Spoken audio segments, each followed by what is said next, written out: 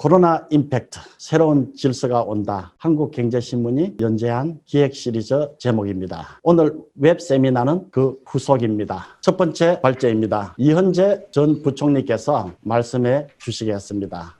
이현재입니다. 각국이 코로나 이후에 경제 회복을 위해서 노력하겠지만 V자형 회복은 기대하기가 어렵다라는 것입니다.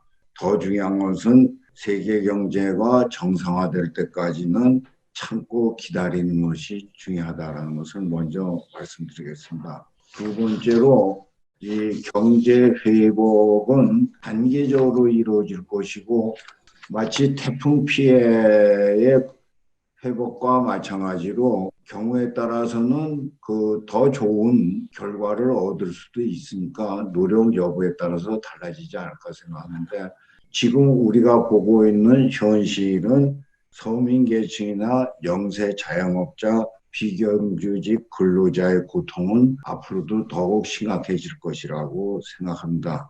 기업의 경영 전략이나 생산 방식, 근무 형태나 고용 형태 모든 것의 변화가 불가피하지 않을까 생각합니다. 초기 단계에서 회복에 이르고 그 다음에 이제 새로운 질서로 나아가기까지의 금융시장에서의 적극적 리더십이 특별히 필요하다고 생각합니다. 코로나로 인해서 위축된 경제가 계속될 수 있도록 우선 현상 유지를 해주는 노력이 중요한데, 이 과정에서는 금융시장에서의 리더십이 어느 때보다도 중요하다고 생각합니다. 저는 그걸 스탠드 스틸이라는데, 현재 상태를 유지할 수 있도록 하는 정책이 필요한데, 이를 위해서는 소위 3S 어프로치가 중요하다고 합니다. 첫 번째 S는 스위프트, 굉장히 빠르게 지원을 해야 될 거. 두 번째는 sufficient, 충분한 정도로 지원을 해야. 세 번째는 symmetric 해야 된다. 지금 단계에서 어느 기업은 좋은 기업이니까 도와주고, 어느 기업은 나쁜 기업이고, 어느 기업은 사회적으로 상당히 유망하고 어느 정도는 사회적으로 문제가 있다, 이런 걸 따질 게 아니라 무차별적으로 일단 연명 내지는 현상 유지할 수 있도록 지원하는 정책이 필요하다고 봅니다. 일단 회복이 되면은 그 다음에는 각 기업체들이 스스로 새로운 변화에 적응하는 자기 나름의 전략을 나가지 않을까 생각합니다. 그 밑바탕에는 제 나름으로 몇 가지를 염두에 둬야 될 게 있다고 하는데, 첫째는 기술입니다. 특히 디지털 테크놀로지가 굉장히 중요하다고 생각합니다. 디지털 권력의 대두를 우리가 눈여겨봐야 될 것입니다. 정부의 권력도 커질 것이고 디지털 과정 기업들의 권력이 굉장히 커질 가능성이 있습니다.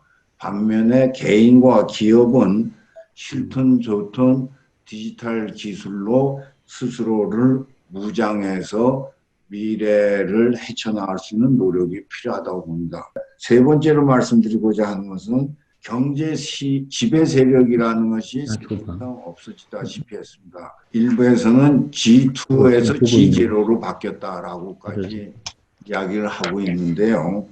미국과 중국을 중심으로 해서 경제 축이 커다란 변화가 있고 서플라이 체인도 바뀔 겁니다. 다음으로 관심을 가져야 되는 건 세계 금융시장이 어떻게 될 것이냐. 미국이 어떠한 경우에도 금융시장이 부서지도록 방치하지는 않을 것이라고 봅니다. 왜냐하면 미국의 각종 연기금들이 자본시장과 금융시장에 투자를 해놨는데, 이 코로나로 인해서 상당히 많은 기업들이 영향을 받고, 그 영향받은 것으로 인해서 연기금이나 이런 투자시장이 부서질 경우에는 걷잡을 수 없는 파국이 오기 때문에 미국의 연방은행이나 정부가 금융시장을 유지하기 위해서 노력을 할 것이기 때문에 세계 금융시장의 파국에 대해서는 큰 걱정을 하지 않아도 되지만, 우리나라의 경우에는 기축통화의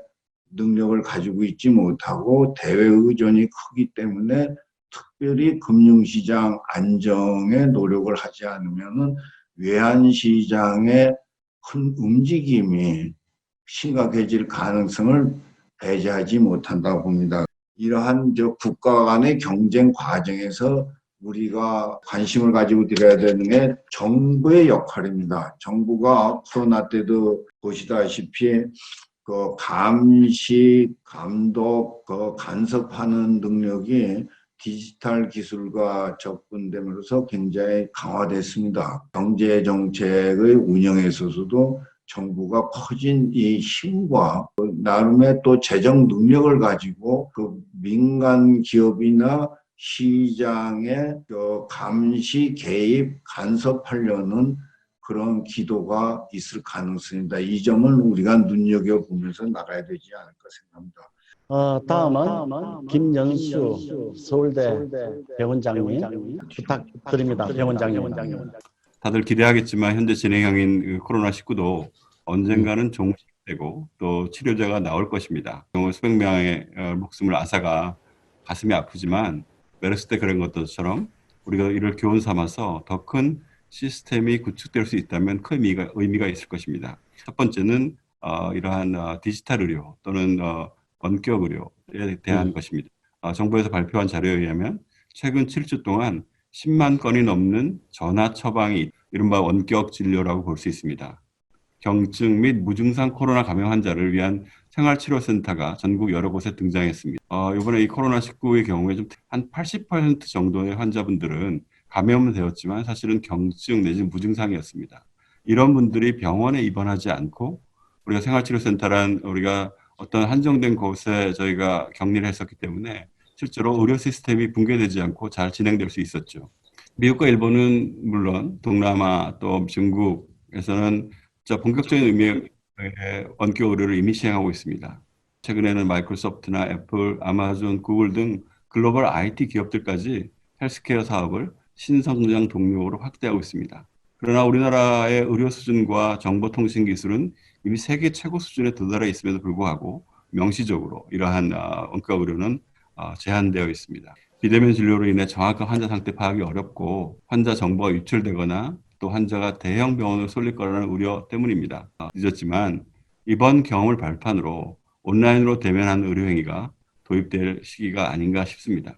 상급 병원이, 큰 병원들이 원격 의료를 위한 플랫폼을 만들어서 전국 의료기관이 함께 사용하는 구조가 이상적이라고 생각하는데 대형 병원을 방문하지 않고도 1, 2차 의료기관이 상급 병원의 중증 희귀질환 치료에 대한 노하우를 공유해서 같이 치료하고 모니터링할 수 있게 될 거라고 생각합니다. 또 두 번째로 이번에 꼭 생각해야 될 게 의료기관의 역량 강화입니다. 각 지역별로 책임 의료기관을 선정하고 코로나 사태와 같은 경우에는 재난의료의 중심병원으로서 역할을 할 수 있게 해야 합니다. 다음 감염병이 닥쳐왔을 때 또다시 우리 지금 하고 있는 덕분에라는 응원만으로 의료진의 희생을 강요하는 구조가 아니라 의료인들이 정말 마음껏 자신을 헌신할 수 있는 그런 헌신에 담보될 수 있는 시스템이 준비되어야 합니다. 이를 위해서 적절한 의사와 간호사의 수가 어느 정도인가에 대한 사회적 합의를 이끌어 가야 합니다. 시작하십시오. 저는 오늘 그 코로나 시대 기업의 변신 방향으로 디지털 트랜스포메이션에 대해서 말씀을 드리겠습니다. 디지털 트랜스포메이션이라는 단어가 처음 나온 것은 2010년대 초반입니다. 정보화라는 것은 단순히 IT 기업에 접목하자는 것이었다고 하면 그 디지털 트랜스포메이션은 변화된 그 디지털 환경 하에서 제품이나 서비스, 비즈니스 모델, 프로세스, 전략 등 전반을 바꾸자는 것으로 이해할 수가 있습니다. 그런데 이제 지금 이 시기에 왜 디지털 트랜스포메이션이 새삼 주목을 받을까? 저는 크게 세 가지를 생각을 해봤습니다. 우선은 지금이 그 4차 산업혁명이라고 하는 기술의 변곡기라는 점입니다. 4차 산업혁명은 한마디로 얘기하면 사물도 지능을 갖는 세상, 이렇게 정의를 할 수가 있습니다. 좀 더 구체적으로 보면 5G나 AI, 데이터 같은 기술을 활용을 해서 세상이 촘촘히 초고속 네트워크로 연결이 되고 사물이 지능을 갖고 스스로 판단하며 가상과 실제 공간이 실시간으로 연결되는 세상, 이런 것을 4차 산업혁명의 기반 기술이라고 할 수가 있는데 언뜻 들으면 4차 산업혁명과 코로나가 무슨 연관이 있을까 생각을 하실 수도 있습니다. 저는 이런 생각을 해봤습니다. 최근에 가장 많이 듣는 용어가 무엇일까? 아마도 그 소셜 디스턴스하고 언택트 이런 단어가 아닐까 생각을 합니다. 소셜 디스턴스하고 언택트란 말을 곰곰이 생각을 해보면 어폐가 있어 보입니다. 소셜이나 소셜라이징이라는 그 속성은 사실은 이제 가까워야 하는 것이고, 디스턴스, 이 말 자체는 거리를 두라는 말입니다. 언택트도 마찬가지입니다. 그 비대면인데 대면처럼, 혹은 물리적인 거리는 있지만 자연스럽게 소셜라이징 하자. 이런 것들을 구현할 수 있는 것이 앞서 말씀드린 4차 산업혁명의 기본 기술들입니다. 두 번째로는 인구 구조상 제너레이션의 변화기에 접어들었다는 것도 주목해야 되는 점으로 보입니다. 사실 그 디지털 기술에 거부감이 없는 디지털 네이티브나 이미그런트 인구가 이제는 다수를 점하고 있습니다. 가끔 제 스스로 이제 이런 질문을 해봅니다. 제가 우리 아이들을 더 많이 알고 있을까? 소셜미디어가 더 많이 알고 있을까? 아마도 후자일 거라는 생각을 듭니다. 마지막으로 대규모의 사회적 실험이 이루어졌다는 점도 주목해야 된다고 봅니다. 유사 이래로 집합이나 면대면 방식이 유일했던 학교, 스포츠 경기, 공연 등도 비대면 방식으로 시작이 됐습니다. 우선 그 일부만이라도 디지털로 전환을 해서 퀵윈 하는 게 출발점이라고 보여집니다.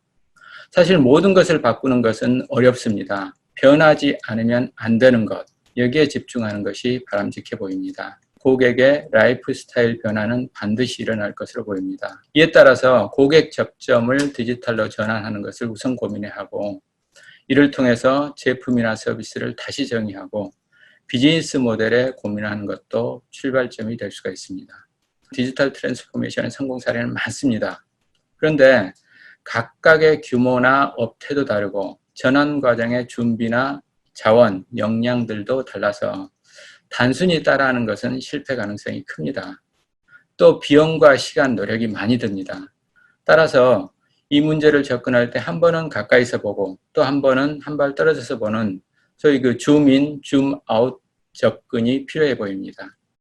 예를 들어 비대면이 중요한 시대에 무인 공장은 상당히 멋있어 보이는 그림이긴 합니다.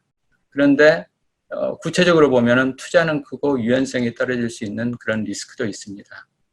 비대면 하면 당장 떠오르는 게 유통이지만 교육이나 근무 형태, 사회관계, 이로 인한 도시 인프라, 여러 가지 형태의 비대면이 영향을 줄 수가 있습니다. 앞서 말씀드린 기업에게 현재 상황은 위기입니다. 그런데 이제 역으로 보면 위기 성격보다는 기회의 성격도 있다고 보여집니다. 그 이유는 그동안 보지 못했고 쉽게 볼 수 없었던 미래의 어떤 단면들을 단기간에 보여주는 윈도우 같은 역할을 할 수 있었기 때문입니다. 이커머스 산업 변화에 대해 말씀해 주시겠습니다. 국내 유통은 오프라인에서 온라인으로 소비 패턴이 변화하며 이커머스의 비중이 높아지고 있습니다. 통계청 발표에 의하면 올해 1분기 백화점 거래액은 약 19% 정도 역신장하였고 생필품 판매 중심의 대형마트는 1% 역신장하였습니다. 반면 온라인 거래액은 약 37조 원으로 전년 대비 17% 증가했으며 전체 유통시장 비중도 전년 대비 5% 증가한 33%를 나타냈습니다.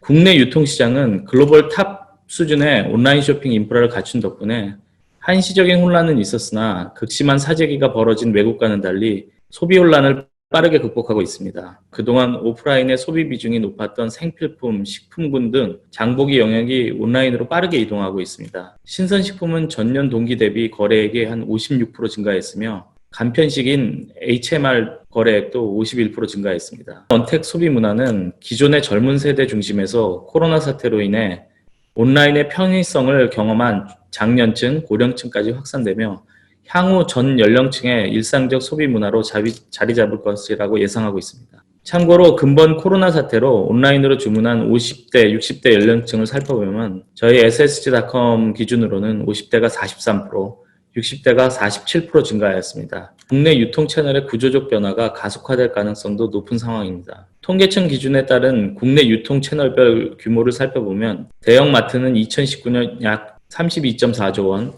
백화점은 30조 4조 원으로 2017년과 비슷한 규모로 거의 제자리 수준인 데 비해 편의점이 2019년 기준 약 26조 원으로 연평균 7% 증가하였고 온라인은 약 135조 원으로 연평균 20%라는 고성장을 나타내고 있습니다. 향후 더욱 확대될 것으로 예상되는 온라인 소비 시대에 유통기업이 재화의 안정적 공급, 물가 안정화 등 본연의 사회적 역할을 효과적으로 하기 위해서는 실제 현실을 반영한 커머스 환경이 구축될 수 있는 제도적 개선이 필요하다고 생각합니다. 이를 위해 마지막으로 제안을 드리면, 첫 번째는 국내 온라인 시장은 급속도로 확대되고 있으나 소비자에게 배송이 가능한 영업용 번호판과 택배형 배번호판은 현실적으로 매우 부족한 상황으로 이에 대한 규제가 완화되었으면 좋겠습니다. 아울러 B2C 물류 부지에 대해서도 토지 이용 계획 등의 설계 시 사전 반영하고 중앙정부와 지자체의 긴밀한 협조를 통해 안전적인 물류 네트워크 기반 구축이 필요합니다.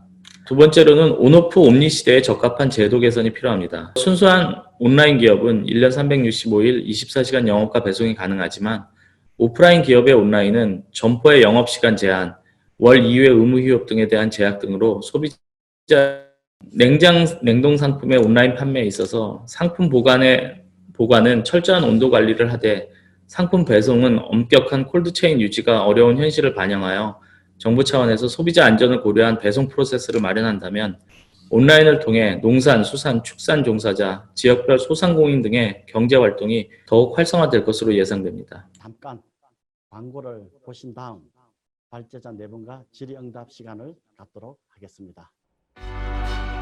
세상이 쉽게 바뀔 것 같아? 응. 세상은 쉽게 바뀔 것 같아. 이 리브 모바일로. 리브 모바일로 바꾸면 통신 생활이 바뀐다. BTS는 리브 모바일. KB 국민은행.